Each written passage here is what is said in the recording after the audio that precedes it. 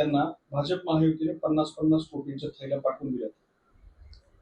50 नाही 100 पाठवलेले आहेत. रावची माहिती चुकीची आहे. आम्ही 100 पाठवलेले आहेत.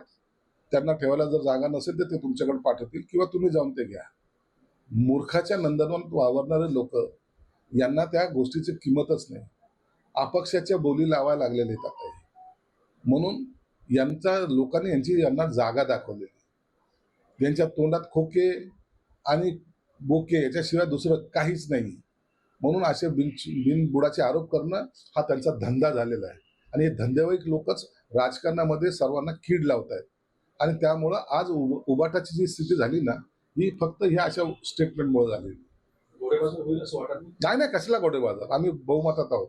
26 तारखेला आम्ही सरकार स्थापन करतोय म्हणले राऊत करणार आहेत. सिल्वर ओकवर जाऊन ते सरकार स्थापन करणार आहेत.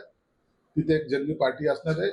राज्यपालाच्या भूमिकेमध्ये शरद पवार असतील आणि मुख्यमंत्र्याच्या पदाची शपथ हे संजय राऊत घेतील आणि उपमुख्यमंत्री जे आहेत त्या जितेंद्र आव्हाड असतील. असे ते एकंदरीत मंत्रिमंडळ आहे आणि ते स्वतः जाहीर केले ते मंत्रिमंडळाची शपथ सिल्वर ओकला होणार आहे. तुमच्या मतदारसंघात 50 म्हणजे सट्ट्या बाजारात सुद्धा संभ्रम आहे आणि संभाजीनगरच्या मतदारसंघात सट्टा बाजारात 50 कोटीचा सट्टा लागलेला आहे. देशात सट्टा लागत असतो. महाराष्ट्रात अनेक ठिकाणी लागला असेल. सट्टे बाजारावर काही लोकशाही थोडी चालते. जास्त इंटरेस्ट आहे सट्ट्या बाजारात. असू द्या, चांगली गोष्ट आहे ना. तुम्ही विजयी व्हावत म्हणून काही ठिकाणी पूजा सुरू करतायत, त्यावर तुमचं काय मत आहे? अभिषेक वगैरे नाही असतं. प्रत्येक मतदारसंघामध्ये कार्यकर्ता हा आपल्या नेत्याशी कनेक्ट असतो. आपापल्या पद्धतीने आपापल्या भावनेतून कोणत्याही पक्षाचा असो तो, ही त्याची भावना असते आणि त्या भावनेला मला वाटतं आपण साथ दिली पाहिजे. त्याला चुकीचं समजू नये कधी. बरं, मतदान संपलंय, तुम्ही निवडून येतात अशी तुम्हाला अपेक्षा आहे?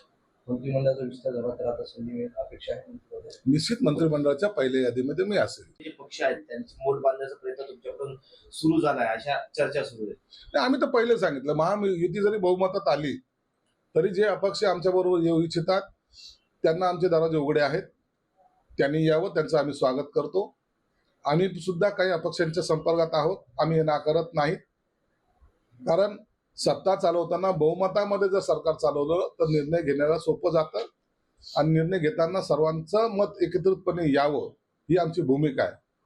असे अनेक निर्णय आहेत ज्या निर्णयासाठी आम्ही विरोधी पक्ष नेत्यांना सुद्धा आवाहन करत असतो की तुम्ही या आणि आमच्या या चांगल्या निर्णयाला पाठिंबा द्या. आणि म्हणून हे सरकार संकुचित विचाराचं नाहीये. हे सरकार मीपणाचं नाहीये.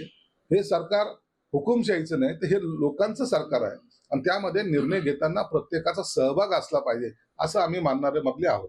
मवियाच्या कालच्या बैठकीमध्ये नाना पटोले होते, ते बरंच काही सांगून जाते की मवियामध्ये सध्या काय स्थिती आहे. स्थिती चांगलीच आहे त्यांची.